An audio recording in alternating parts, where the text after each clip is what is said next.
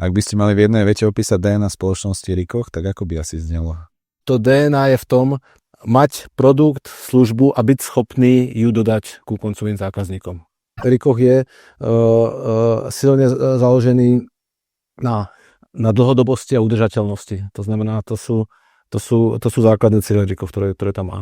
Ja si myslím, že papier tu ešte bude 20-30 rokov. Áno, bude jeho pomer k množstvu informácií ubúdať. Spoznaj inšpirujúce príbehy so zaujímavými ľuďmi. Relácia Fish and Chips ti prinesie množstvo zábavy. Túto reláciu s moderátorom Metom ti prináša štúdio Sita. Rikoch je firma, ktorá tento rok oslavuje 90 rokov. Od workplace služieb cez IT integráciu až po udržateľné riešenia pre hybridné kancelárie. Dnes sa o firme Rikoch porozprávam s Michalom Furubdíkom. Dobrý deň. Dobrý deň. Spoločnosť Rikoch teda vznikla v 30. rokoch v Japonsku s Kiyoshim Ichimurou ako zakladateľom. Ako by ste opísali v tejto atmosféru tej doby a čo ho viedlo k hodnotám, že láska k človeku, krajina a práci, ktoré sa spájajú dodnes? Otázka je to dobrá, pretože Japonsko v tej dobe prechádzalo procesom industrializácie. Nejaké inovatívne smery tam začali už na konci 19. storočia. A Japonsko ekonomicky dobiehalo západ, ale stále nebolo tam, kde ten západ bol a z hľadiska technologického bolo pozadu a stále bolo závislé na importe zvonku.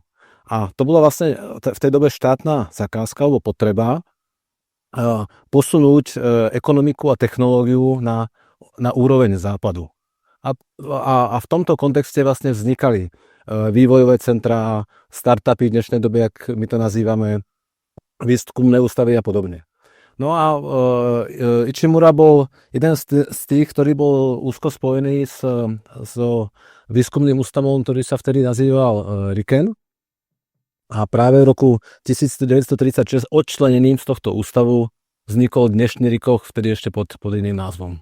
Rikoch vtedy začínal so syntetickým papierom. Aký bol prvý veľký milník, kedy sa firma odlíšila od konkurencie a zrodila možno dnešná technologická korporácia? Tak, dobre si to povedal, že Rikoch nebol kopírkárska firma alebo tlačová firma od začiatku. Začínal s tým fotocitlivým papierom.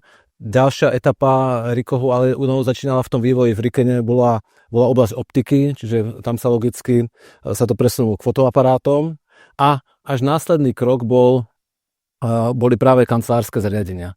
A to odlišenie Rikochu od konkurencie alebo od iných firiem v tej dobe bolo hlavne v tom, že Rikoch mal silný technologický základ, ale orientoval sa na služby, ktoré bolo treba dostať k tým zákazníkom. To vyplývalo aj z toho, jak Ichimura sa odčlenil práve od toho výskumného ústavu, kde vznikali nápady, ale nebolo možné ich dostať do reálneho života. Takže on chcel vlastne tú technológiu presunúť smerom k firmám, k ľuďom, aby sa používala. Čo podľa vás rozhodol o tom, že Rikoch prežil 90 rokov, teda vízia, inovácia alebo možno ľudia?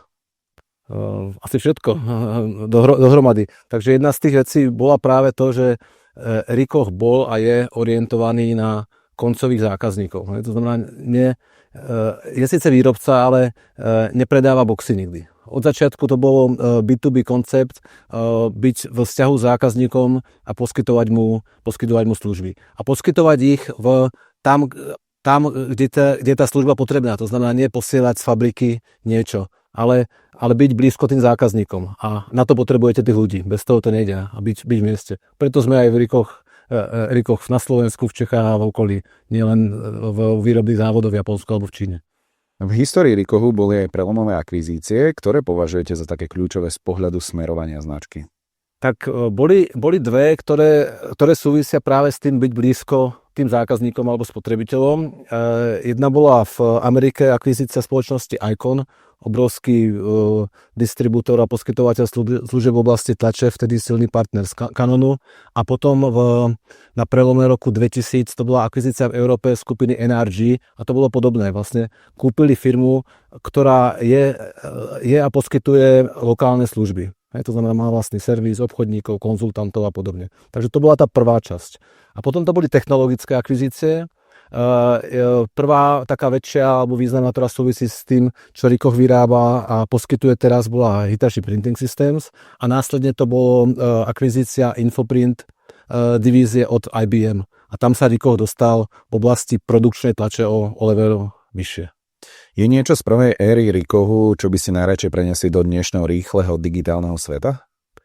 No, možno, že to je práve to robiť veci poriadne. To znamená mať to, čo dostávame na ten trh a dostávame k tým ľuďom, aby malo reálny základ, to znamená, to je tá technológia, inovácia a podobne, a aby to bolo použiteľné. To znamená, teraz vidíme dva rôzne smery. Máme tu akadémie vied a výskumné ústavy, ktoré ťažko dostávajú tie produkty na trh, alebo to, čo vyvinú. A potom opačne, máme tu startupy alebo nápady, kde marketéri sú schopní zabaliť vzduch a predávať ho.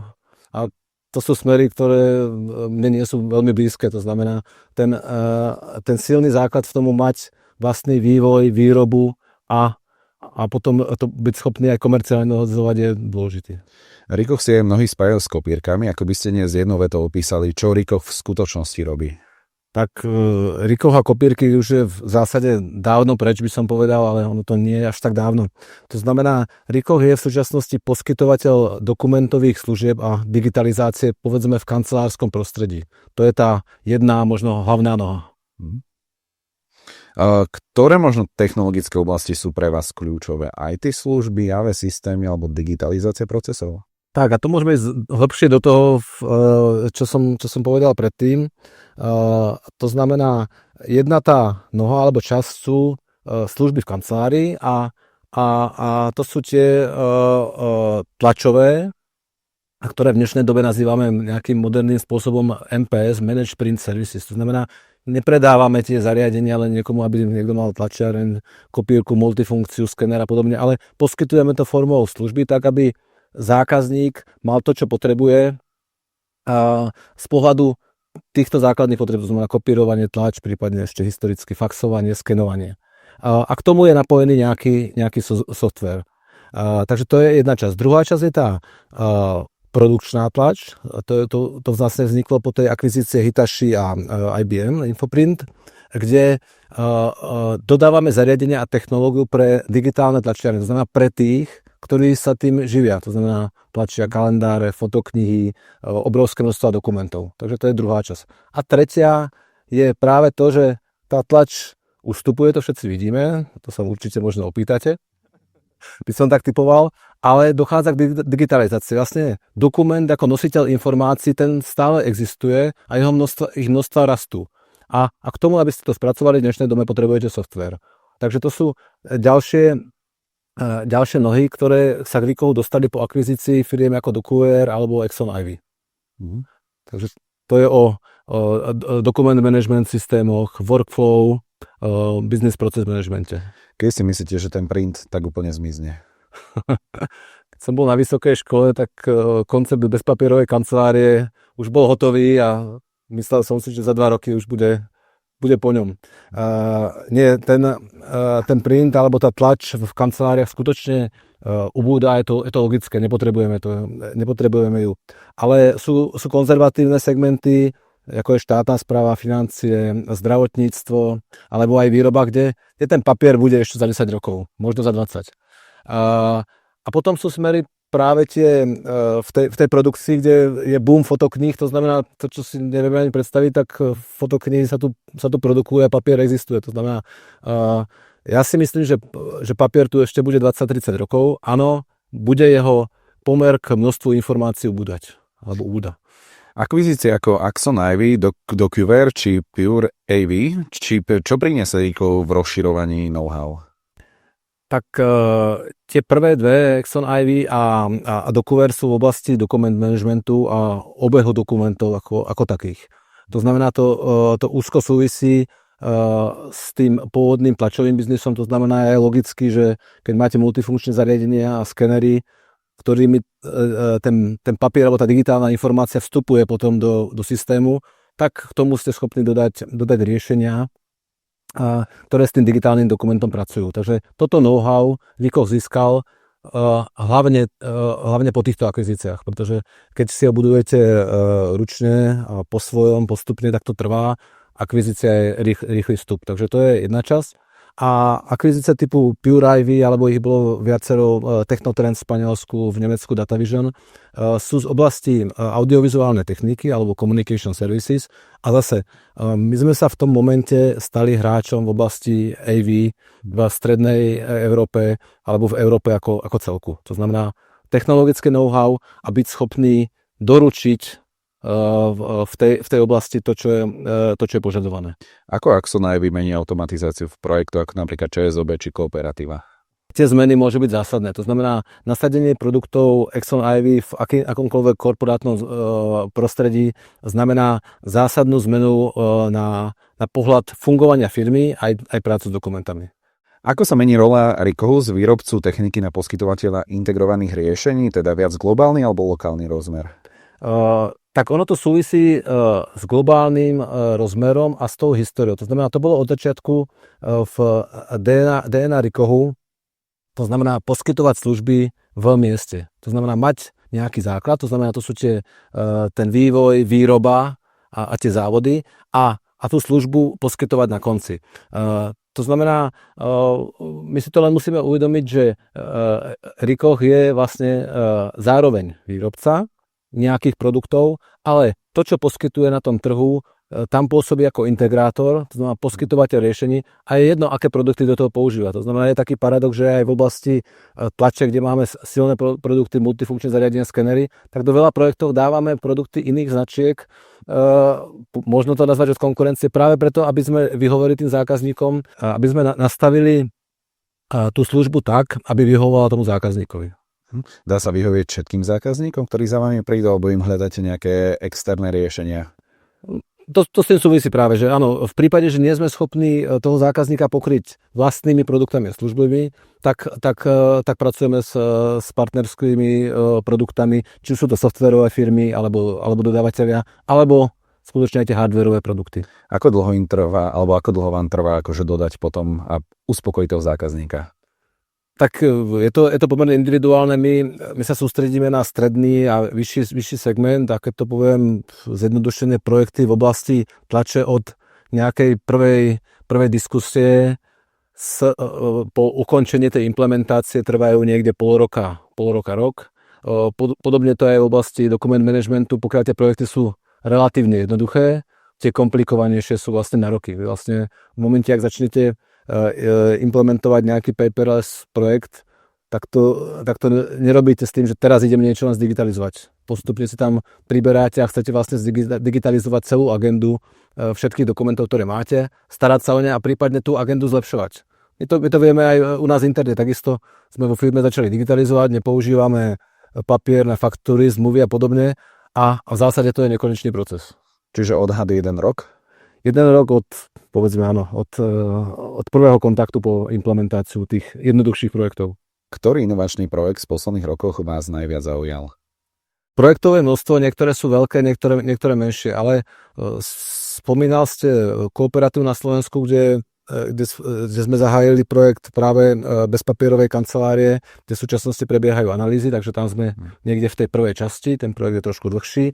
Možno zaujímavé zo Slovenska je projekt, kde sme v oblasti audiovizuálnej techniky pre spoločnosť Henkel, kde minulý rok sa potrebovali pomerne rýchlo presťahovať, takže to bola akcia Gulový blesk, kde za 2 mesiace sme ich kompletne vybavili audiovizuálnou technikou, to znamená displeje, videokonferencie a to bolo všetko treba poprepájať, naprogramovať a spojazniť v nových kancelárskych priestoroch. To znamená, to bola skutočne za 2,5 mesiaca od prvého kontaktu bolo hotovo. Ako sa Ricoh prispôsobuje teda hybridnej práci a digitálnej transformácii? Sú to iba tie akože bezpapierové, ako žiadne faktory a tak ďalej, alebo je za tým ešte niečo iné? Tak to prispôsobenie môžeme vnímať v 2 vlnách. Poprvé my interne, to znamená, keď si predstavím, jak firma alebo firmy nášho typu fungovali pred 10-20 rokmi alebo len pred covidom, tak to bolo niečo iné. Chodili sme do kancelárie a mali sme porady a diskutovali a telefonovali sme.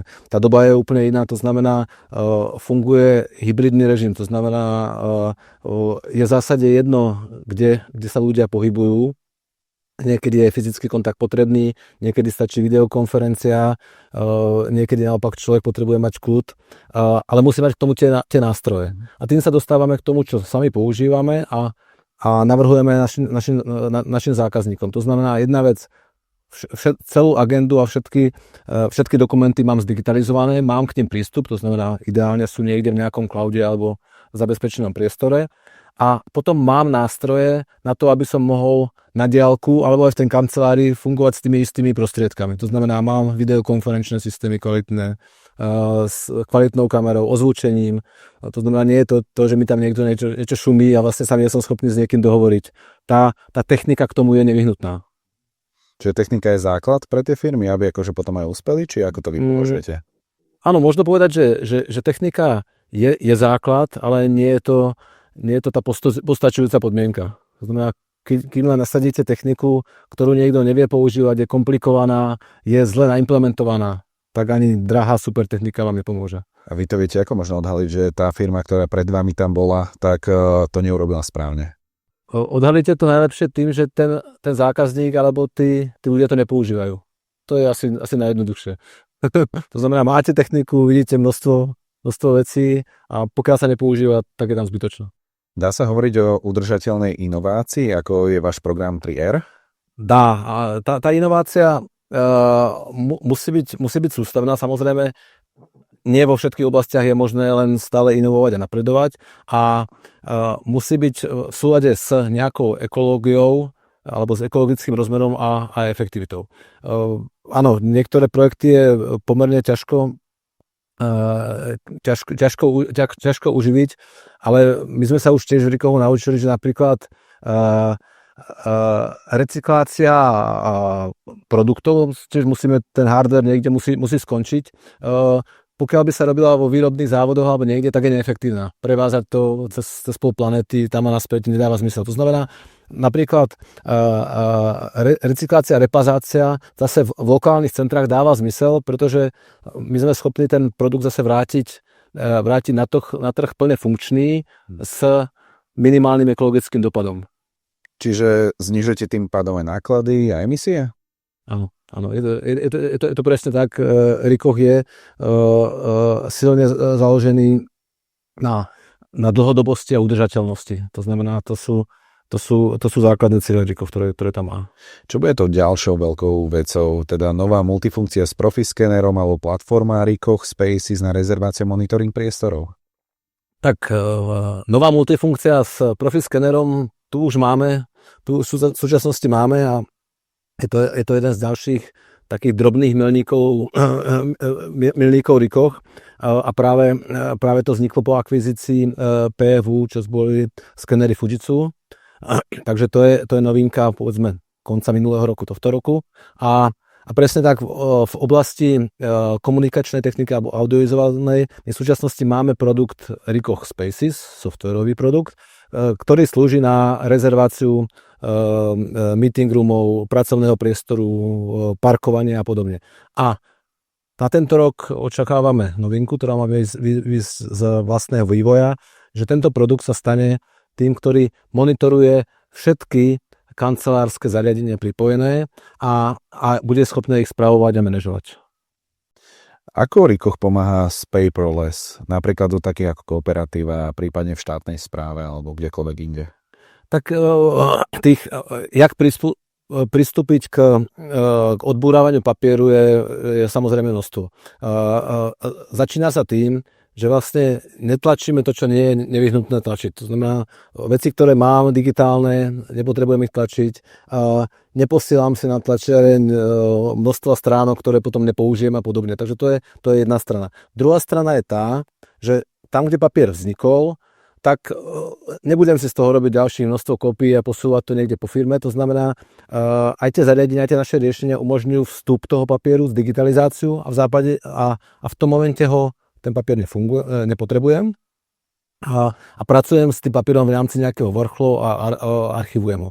A v tom momente už majú k nemu prístup, už to nie je papier, už je to dokument a majú k nemu prístup všetci zamestnanci. Takže to je tá jedna časť, to znamená, ideme od vstupu celým workflow až po archiváciu a prípadne likvidáciu toho papieru. Čiže skrátke povedané, aj pomáhate s redukciou nákladov?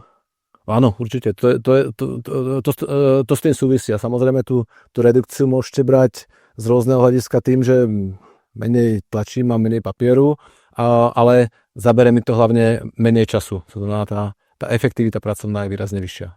Momentálne máme aj AI dobu. Ako sa Rikoch prispôsobuje tomuto trendu v biznis procesoch?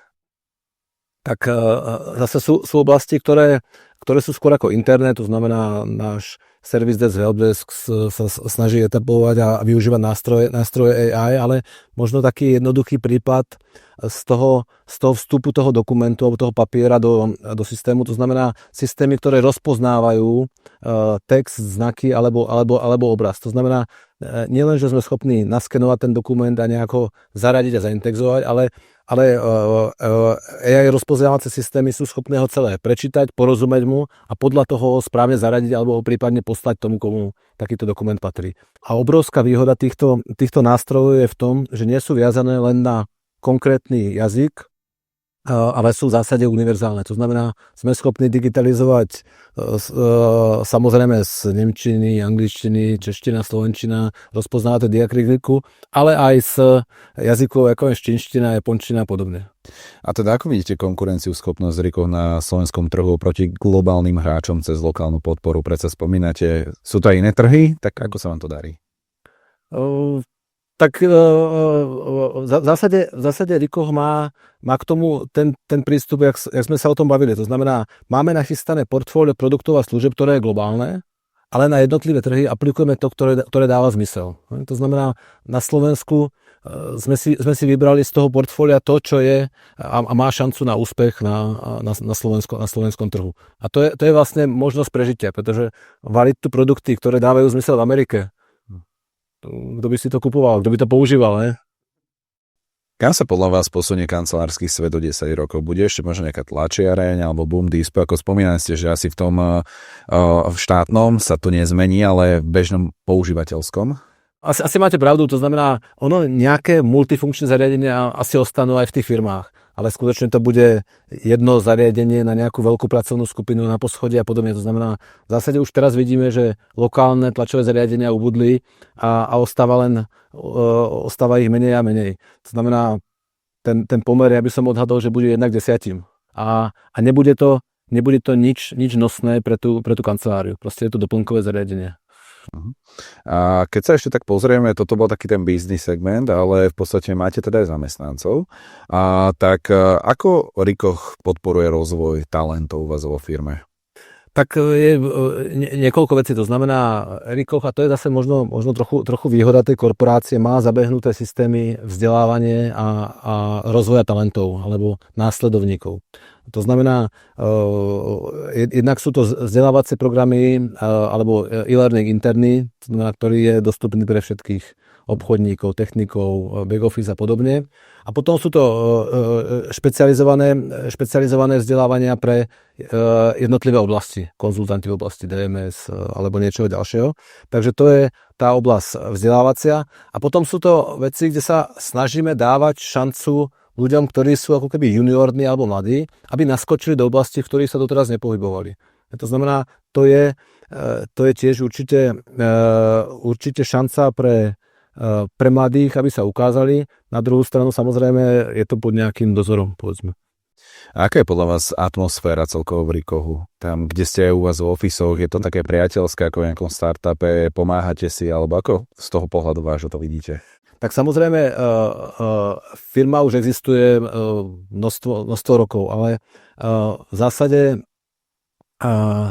nie sme korporácia toho sprofanovaného typu, alebo to, čo by sme si predtým postavili. Sme IT firma, ktorá je zabehnutá. To znamená, vzťahy sú neformálne, viac menej, a komunikácia je čiste otvorená a priateľská. Nechcem povedať, že by nemal existovať rešpekt a nejaké pravidlá tej komunikácie, ale tá komunikácia je skutočne otvorená naprieč tou firmou a naprieč regiónom. A to je jedno, či to je v rámci republiky, alebo celej Európy, alebo sveta. Takže nie je problém, aby som ja napríklad niekomu zavolal na veliteľstvo do Londýna pre Európu A takisto nie je problém, aby technik z Michaloviec zavolal mne a bavili sme sa o tom, čo je nejaký problém. Ako sa za 10 rokov Riko v Českej republike a Slovenskej zmení z hľadiska ľudí, mentality a kultúry? Vidíte mladú generáciu ako nositeľa nových hodnôt alebo ako výzvu? Tak to je množstvo otázok jednej, ale skúsim to zhrnúť. Tak Rikoch v Čechách a na Slovensku sa transformoval z lokálnej firmy. To znamená, k nejaké zmene došlo už vlastne po tej akvizícii. Samozrejme, to znamená, už nefungujú také veci ako riaditeľ neobmedzený vládca a každý si môže rozhodovať, o čom chce. To znamená, sú určite zavedené nejaké korporátne procesy a programy a schvaľovanie. Na druhú stranu, to, čo ten Rikoch doniesol skutočne na Slovensko, tak je know-how z tej Európy alebo z toho celého sveta. Nikdy by sme sa tu na tých malých projektoch tak rýchlo nenaučili to, čo už niekde beží. Takže v tomto sme sa výrazne zmenili, to znamená, je to profesionalizácia. A mladí v akékoľvek zabehnutej firme sú výzva. A o tom som presvedčený.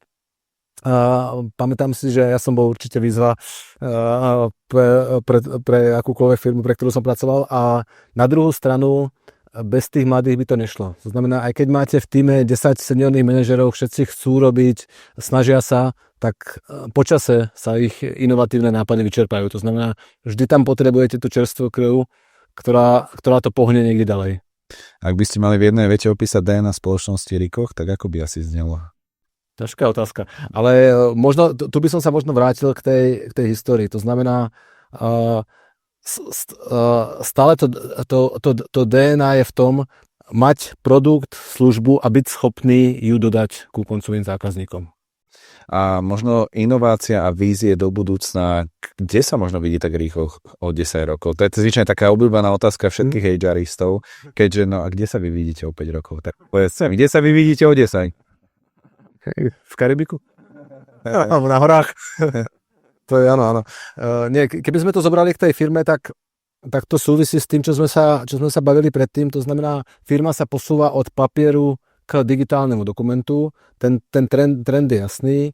A ja verím, že tu možno budeme sedieť za 10 rokov a môžeme si povedať, jak sa to zmenilo. To znamená, o tú budúcnosť firmy by som sa nebal, ale samozrejme bude to znamenať nejakú zmenu. Znamená, ten hardware skutočne ako za 10 rokov bude výrazne v nižšom zastúpení než ten software, proces a služby s tým súvisiace. A počas tých 10 rokoch sa môže čokoľvek udieť, však boli tu rôzne hospodárske krízy, kadečo, tak ako sa vždy s tým firma dokázala vysporiadať v ťažkých časoch? Tak, čo si tak ako, áno, za mňa pamätám, tak mali sme, 2008 nejakú krízu, a to už bolo dávno to.